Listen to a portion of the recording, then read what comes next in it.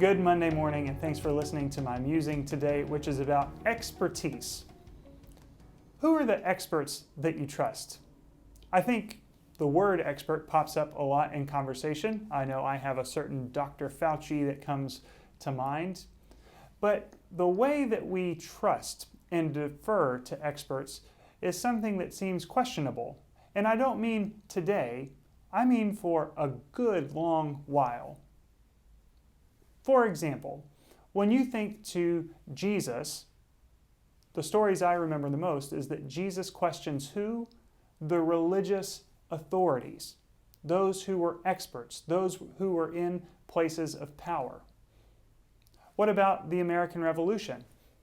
We take pride in being rebellious, that the revolution came about when there was a distrust of kings, those in power, those who tried to rain on our parades in certain ways. So when we have these stories about the reasons and the ways that we question authority, what does that mean whenever the times might call for us to listen to experts who know things that we're simply not prepared for, specifically medicine? I think for us as Protestants, where even in our name there's a sense that we get nervous around power and authority, the ways we think about expertise are especially important. What does it mean when people are distrustful of science or vaccines? Why do those questions arise? A healthy distrust of people in power, people over us, people who command us, is a good thing. Whether we are Christians because Jesus questioned religious authorities, whether we are Protestants who questioned the Catholic Church once upon a time who had too much power, whether we are Americans who questioned government overreach, how do we set ourselves up to know that we can trust and defer to some people, whether they are Dr. Fauci or they are parents, pastors, business folk, employers? How do we learn to trust in a healthy and sensible way? Where have you come to trust people and it's been enriching for you? Where have you been skeptical and that's been much needed? How do we learn as people of faith to step out in faith?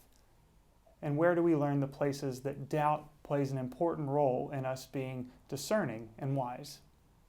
These are some of the questions that I've been mulling over this week, and I encourage you to do the same. But there is a longer history to the ways that we understand and defer to experts, one that involves names like Freud and Marx and Nietzsche. And so if you're interested in those things, I wonder if you'll listen for just a little bit longer.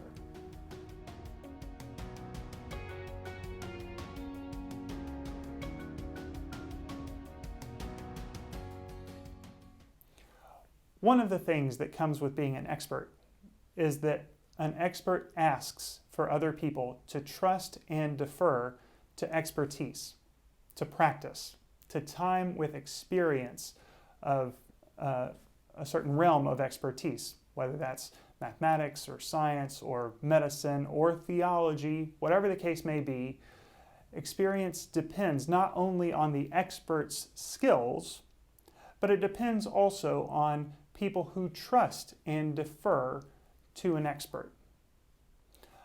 Modernism, if we started that with Rene Descartes, begins not with trust and deference. It begins with doubt.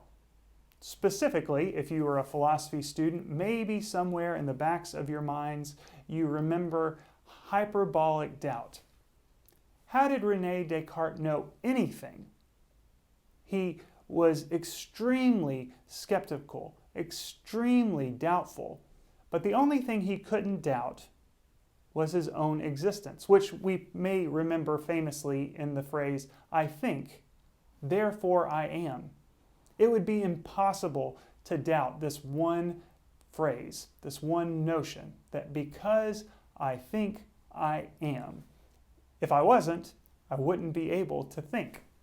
And on that basis, this one bit of certainty that went beyond doubt, Rene Descartes builds not only the rest of his philosophy, but he begins a period we might call modernism.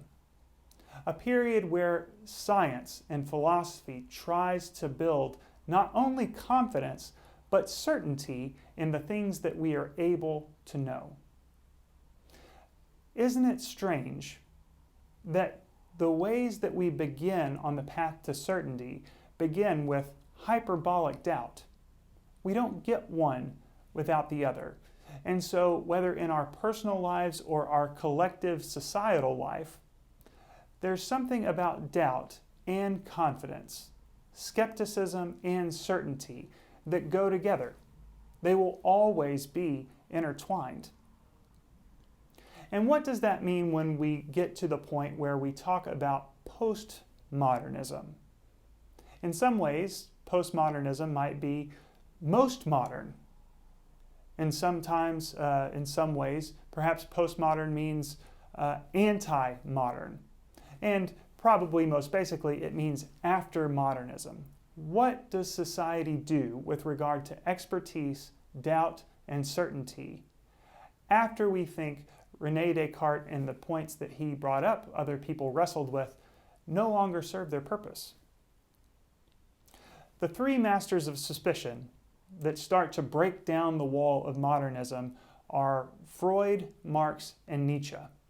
And a better, more exciting way to say that they are suspicious is they talk about money, sex, and power. Marx with money, Freud with sex, and Nietzsche with power. Anything that was remotely certain or confident in the modern era starts to be torn down as Marx, Nietzsche, and Freud start to uncover and reveal different elements of those parts of our lives, money, sex, and power. They start to re-raise the question of doubt and skepticism about authority in the church, authority in politics, authority in markets.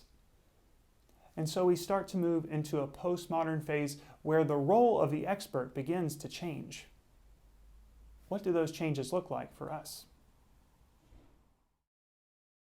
If Marx, Freud, and Nietzsche start in the collective conscience, if they raise suspicions about experts in the church, experts in government, experts medically, psychologically, we see their influence over a number of decades, so that by the time we get to World War II, we see a lot of things coming to a head.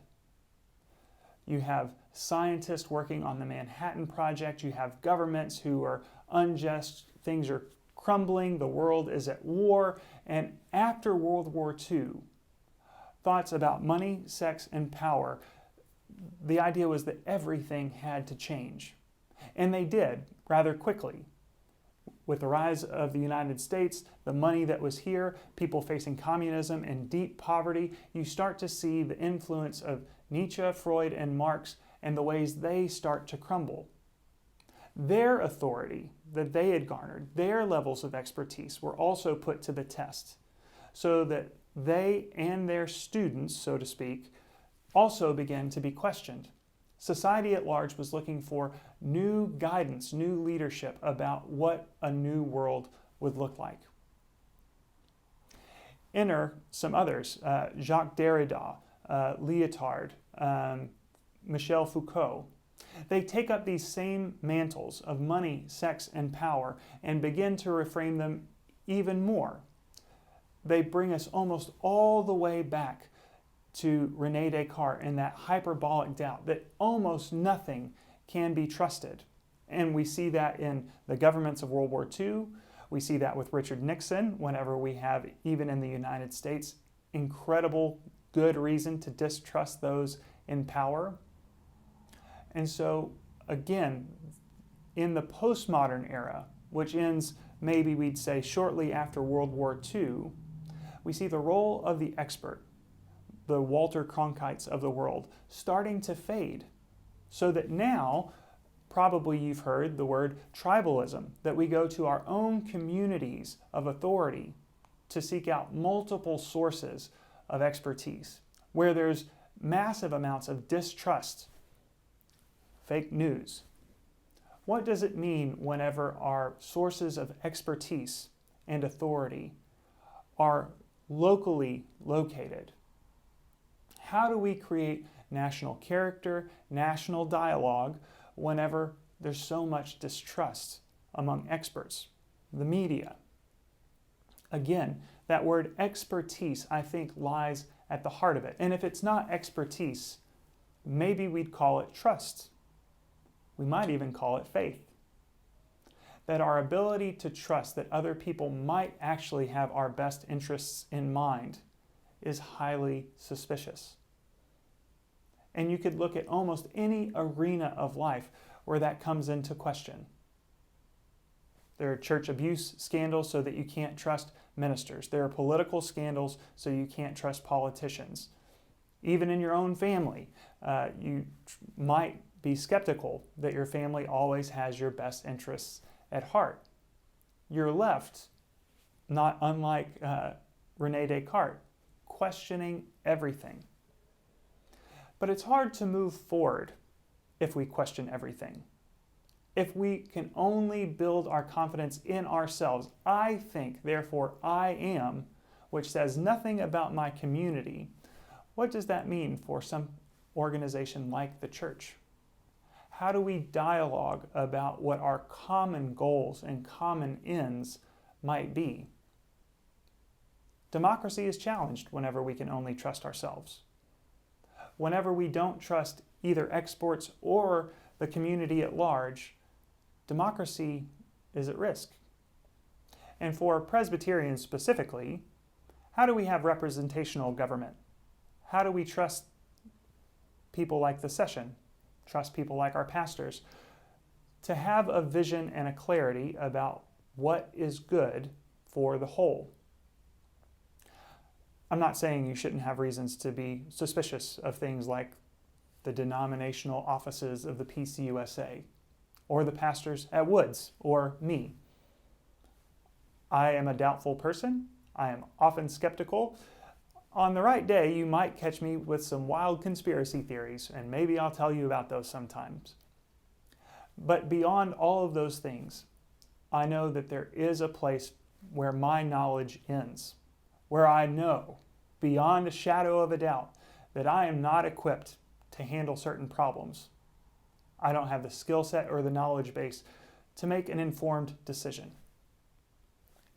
At that edge of my knowledge and my own personal expertise, what comes next? I think my last biology class was in the 8th grade. So listening to the news about COVID, I do at more or less an 8th grader's educational level. I am so thankful that other people have committed their lives and their experience to better understanding pandemics, biology, cell mutations, vaccines. But before COVID, we had a rise of measles because people were questioning vaccines. There was a question about whether everyone could or should do the same thing because an expert said so. As we're hustling and bustling for a vaccine for COVID, what will it mean if people don't trust experts? What will it mean to have an understandable and healthy suspicion if Russia has a vaccine, if China has a vaccine, if the United States has a vaccine, if Big Pharma has a vaccine? How are we supposed to prepare ourselves where our knowledge ends and we must trust someone else to fill in those gaps? Trust is an invaluable resource, but it's one that we shouldn't expend lightly. So the ways that we learn to grow in our own experience, our own expertise, to know the limits of our knowledge, and to offer that over to someone else, to take a leap of faith, to know that someone else could legitimately have our best concerns at heart, is something that we will have to wrestle with. And of course we do as the church. Hopefully the church prepares us to be people of faith in that way. So where your knowledge ends, I trust and hope that you find wisdom and resources in the people around you, whether that's your family, whether that's your church. Even if you're not going to experts, you can in your community find people who point the way where your knowledge ends, but they are able to lift you up. That's my hope. That's what I've been musing about, and hopefully you will too. Thanks for trusting me, and I appreciate your time listening to me, and I'm looking forward to doing that next Monday too. I'll talk to you then.